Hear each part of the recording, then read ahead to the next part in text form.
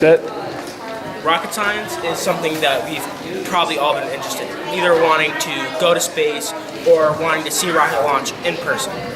Now, rockets may seem fairly complex, and they are one of the most technologically advanced things that we have, but we can make them fairly simple. A rocket is basically a liquid fuel tank and a liquid oxygen tank. Then the liquid fuel and the liquid oxygen go to the engine, mix together, and then are ignited.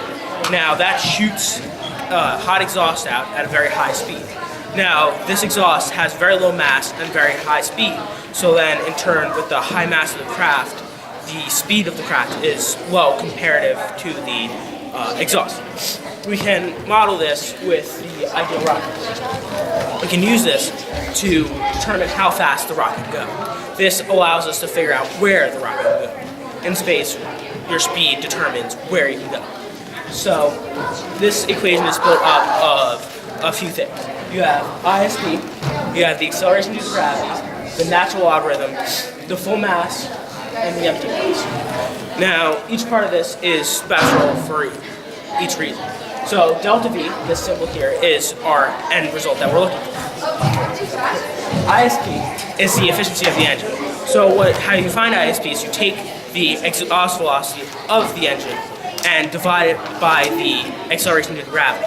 The reason why we use this is because after World War II, during the Cold War, German scientists and American scientists were working together and using different types of units. But they can agree on seconds, and efficiency is measured in seconds. G is the acceleration due to gravity, 9.18 meters per second squared. Mass full is the full mass of your craft, and mass empty is the empty mass of your craft. Now, we can apply this to a real rocket, the Falcon 9. The Falcon 9 has a full mass of 550,000 kilograms and an empty mass of 170,000 kilograms. It has 9 different engines, but these engines are all the same model, and they all have the same ISP. If they had different ISPs, you'd have to average the ISP to find the overall ISP. The ISP of these engines are 310 seconds. So when we calculate the delta V for this rocket, we end up with 3,570 meters per second. But that's just the first stage.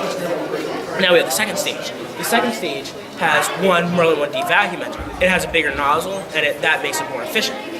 So when we calculate the delta V for this stage with its 160,000 kilograms of start mass and an end mass of 25,000 kilograms, we see that the delta V of the rocket is 6,337 meters per second.